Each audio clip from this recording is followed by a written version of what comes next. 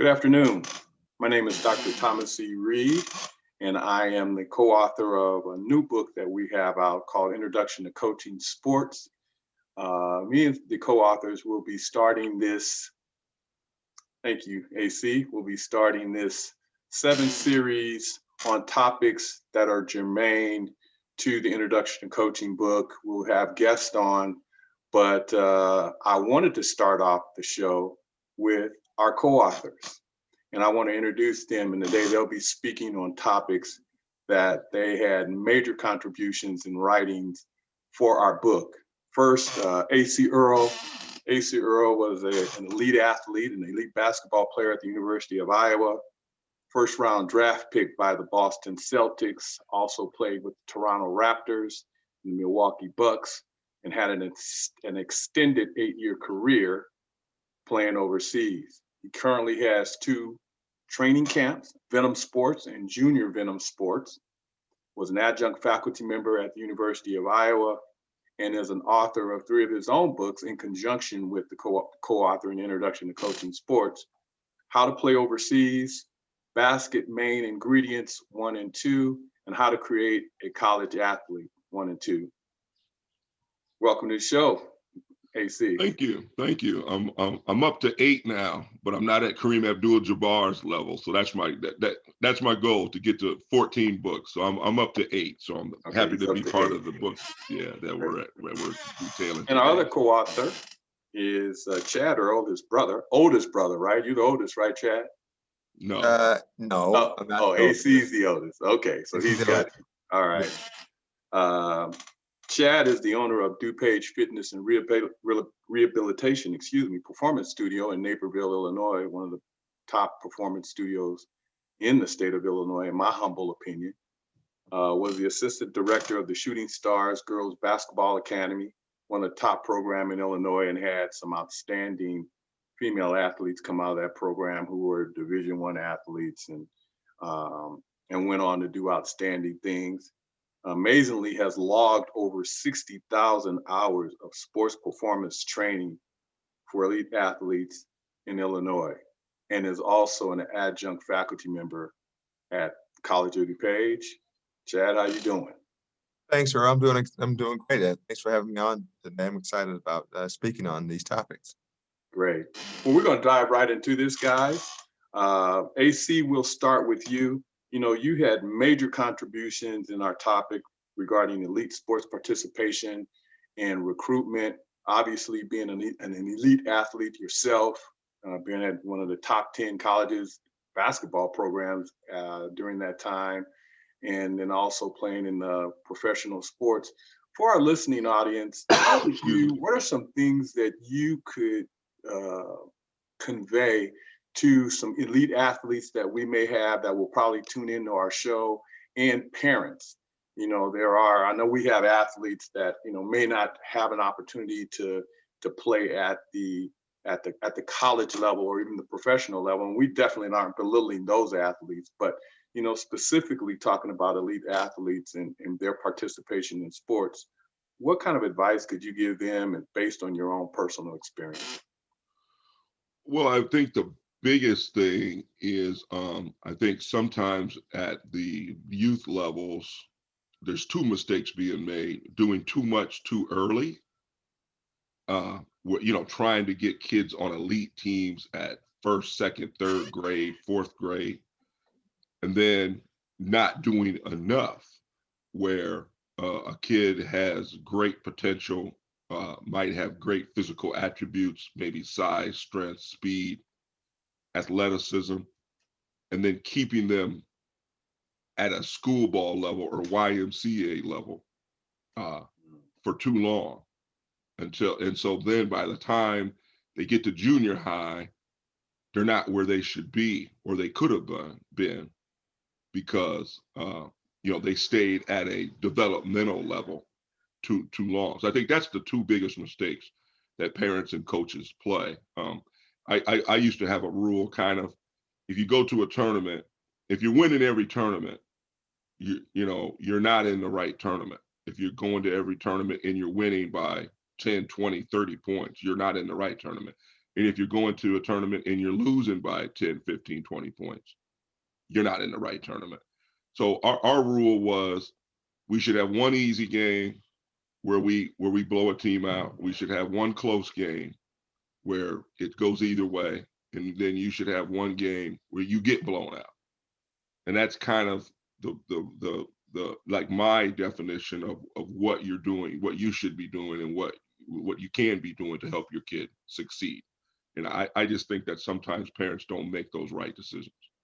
Let's talk about that a little bit. Now, obviously, you can have a team and using that model where you have maybe one or two elite athletes on that or in that program. And we can talk about any sport.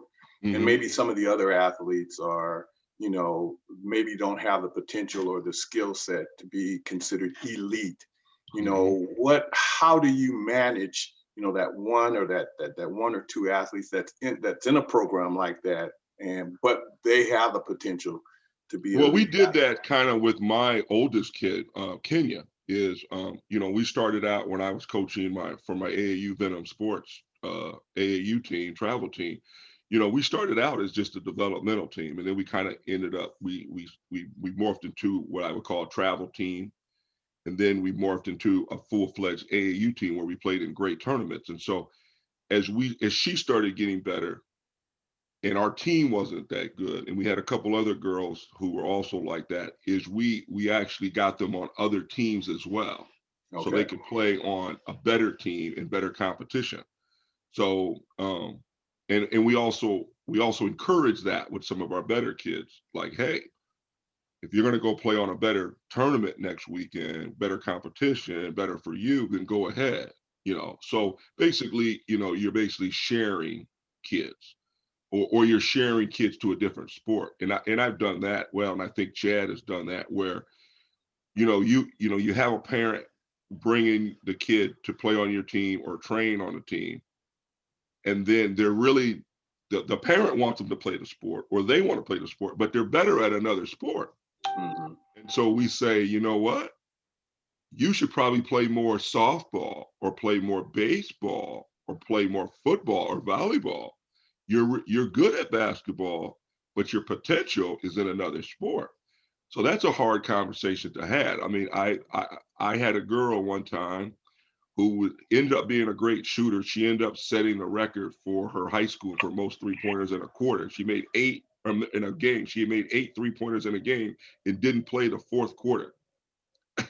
So, but she was better in softball. But her mom wanted to keep bringing her to us because it was better for her maturity-wise. But she was better at softball. And so, I told her, I said, you should probably play softball, but she didn't really take it seriously till later. And so sometimes that happens too, where a kid's playing the wrong sport, or could have more focus in a different sport because of the potential, maybe the size, because by the time you get to high school, and Chad's really great at this, is, there's some dynamics or measurables that you should have to go on to play in high school or college, or even at the pro level. So, I mean, if you're 5'2", there's only so many sports you're going to play, right? And we dealt with this with Kenya as well. We had her in gymnastics early on because her stepdaughter did gymnastics. And then we found out that Kenya was a whole head taller than every kid in the program. Right. So, we had to have a conversation like, hey, there's not going to be a 6'2" gymnastics girl, So we pulled her out of gymnastics very early on, knowing that. But, as parents early on, we didn't know. We just put her in whatever we thought, So I think parents make that mistake too, is they have kids sometimes in the wrong sports. Now, Chad, you were instrumental in putting together the nutritional piece in the book, and also just practical athletic development. It's an outstanding job. And, you have had, you've experienced, we talk about these over 60,000 hours of sport performance training. You have trained some of the top athletes, I know in Illinois, and just knowing you personally. When we talk about practical athletic development, give us a little information about, what that process is like. A lot of coaches really, don't understand what athletic development entails. I mean, and I know you could speak on nutrition, you could speak on programs, you could speak on training, but just when you're talking about practical athletic development, what could you give our listening audience in terms of, how they go about developing their own child, an athlete, or maybe athletes that they have in their program? Well, as AC has alluded to, size and weight are very critical measures on what a child could best be suited for. And then you would follow those two measurements up with a certain amount of motor ability. So running, jumping, coordination, right? But it does start initially with size, which is height, and then weight. Obviously, if a person is tall, right, there are certain sports that definitely favor height, basketball, volleyball, for example. If a person is shorter, then you're automatically looking at gymnastics, cheerleading, soccer. And so from a female standpoint, male standpoint, obviously if the person is taller, you have basketball, you have volleyball. Right? If you're shorter, more explosive, you're looking at football, you're looking at track. And so you would not want to work against somebody's natural design. Okay. So you can do anything as a parent, as an individual player. You're really dedicated, you want to work really hard and become something. But the closer you are naturally to what you're trying to become, the odds of you becoming that definitely increase. Okay, so height and weight.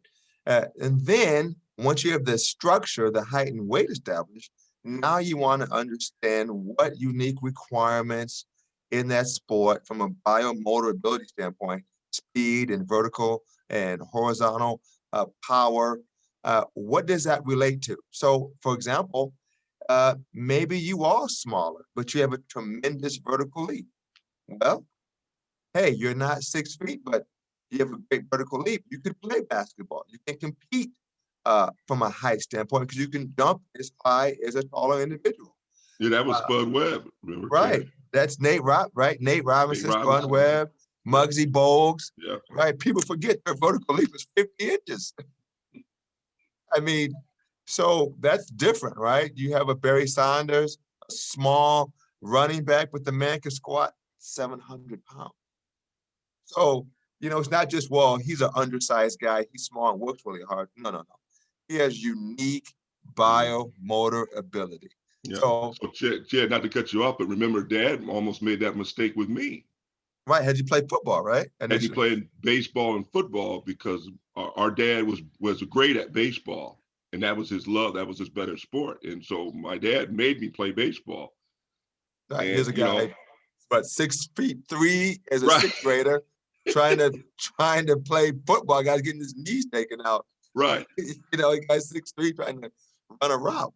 Right. So you definitely have this ability to assess, and the book goes through sports by height and weight, some of the requirements that you want to look at. So, Ace pointed out, I mean, you get emotional, the kids want to be like the parents want them to follow a legacy, and that could work against that child's natural design and their future sports success. And so those are the two practical kind of X and Y axis, Earl, when it comes to simple evaluation.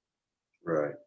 And now we're experiencing this major paradigm shift in athletics with the advanced training and now kids kind of specializing, just based on the two topics you guys are addressing right now. How does that play into this elite sports participation and recruitment? And I want you to talk a little bit about that. I want you both to answer that question, but starting with you, AC, and you didn't talk a whole lot about the recruitment phase of what an elite athlete go to, but with this paradigm shift now, with sports now being a $1 billion business and all this specialized multi-billion. Yeah.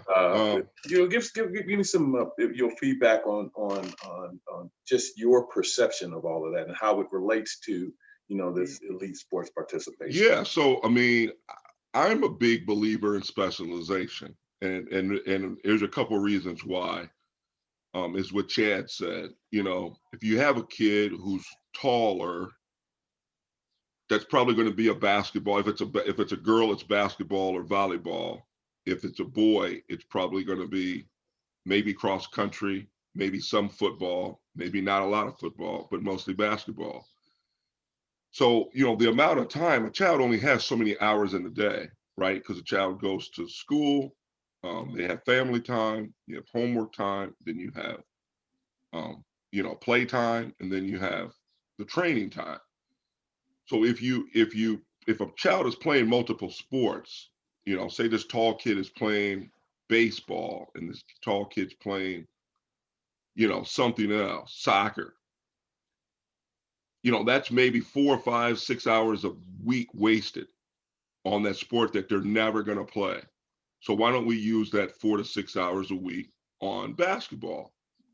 So I remember at the Final Four, I used to go to the Final Four all the time, women's Final Four, men's Final Four. I had a conversation with the Duke assistant coach. I can't remember her name. She now works for the NBA and WNBA. And she was a firm believer in not specializing. She said, we want all these well-rounded athletes. And Urban Meyer's the same way. He wants track athletes. He wants elite athletes. And Kirk Ferenz is the same way for football. He wants wrestlers and he wants guys to play multi-sports because he feels they're better. So this Duke assistant coach says, well, we want the girl to play a lot of multiple sports because we want a well-rounded athlete. I said, okay, here's a question. I have my daughter who shoots 90% from the free throw line because she specialized in basketball. I had her shooting free throws every day after school. She's 5'11". There's another girl who's 5'11", who plays volleyball and basketball. She shoots 60% from the free throw line. Which girl are you going to take? She said, well, we take your daughter for sure. I said, yes, because she specialized in basketball. I said, now you have to teach that girl to shoot free throws. So now you have to take 4 hours out of your day as a college coach to teach a girl that she should have been doing that with her parent or her AAU coach or her high school coach. So that's why I believe specialization is the key, but also, to cut this short, the problem is there's too much of specialization. So a parent is not letting a kid rest. So we have all these injuries. And I might have wrote about it in the book. I can't remember if I put that in there. Of the last 10 years, 4 or 5 or 6 at least of the first round draft, first pick, have not played their first year in the NBA or have major significant injuries. Derrick Rose, Blake Griffin, Joel Embiid, Ben Simmons, Zion Williamson, Sean Livingston. Sean Livingston. The list goes on and on. Why? Because these kids are overworked. Julius Randle. These kids are overworked at the AAU level. They're not giving their body time to rest. And Chad would tell you, if you're doing the same motion over and over and over and over and over and over, you're not letting that muscle rest. And so, what are we seeing with some of these kids? We're seeing ACLs, we're seeing shoulder tears, we're seeing more shoulder tears, Tommy Johns, at the younger age than we've ever seen before. And we're seeing kids with hip replacement. Jordan Bohannon for Iowa. He's had two hip surgeries. And even my son had a fractured hip. Why? Because it's overworked. It's overworked. It's overworked. And so what I would tell parents is it's okay to specialize, but you can't be in the gym every day, every weekend. Like, you have to give that kid, because they're growing at the same time. And Chad will tell you that from the muscle tendon point of view and bones, is that if you're still working the kid, you're working the bone, they're working the muscle, you're working the tendon, but you also have to let the kid grow. So if you're overworking this, what you're going to see is you're going to see some injuries that you don't typically see in a kid, and we're also seeing that at the pro level. I mean, how many torn groins have we seen in the last 10 years? How many torn bicep and tricep muscles from the bone have we seen? How many rotator cuffs have we seen? How many hip? fractures have we seen?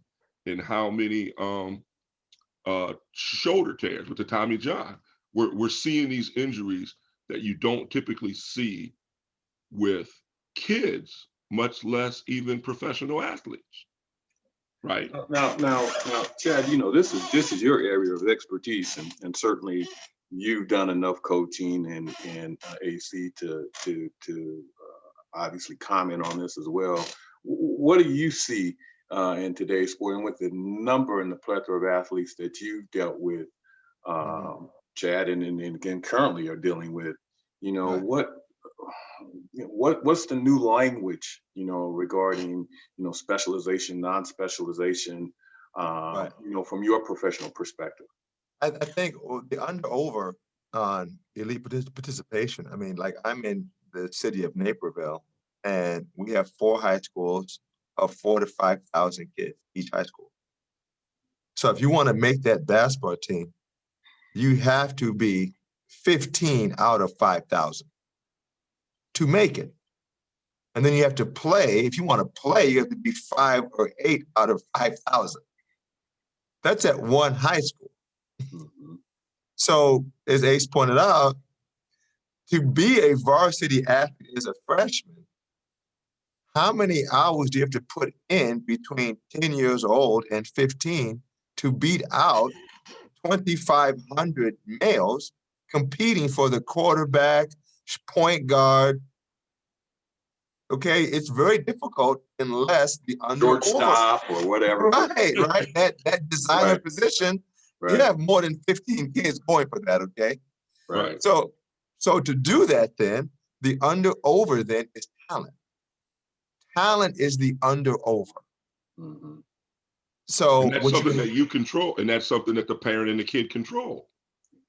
right? And Well, you have Chad, to you would say that both were for both, you know, male and females, because I mean the numbers may not be as great for right. females in all of these sports, It but it it's is significant. It's it significant enough it is to yeah, it is very competitive, right? It is Mhm. very, very competitive. And so the point is, unless you're closer to that naturally, it's going to be hard to say, I'm on the lower standard deviation for height and weight, and I'm going to work hard physically, plus put the skills in, plus get the coaching to beat that guy who's already 6'2" as an 8th grader out.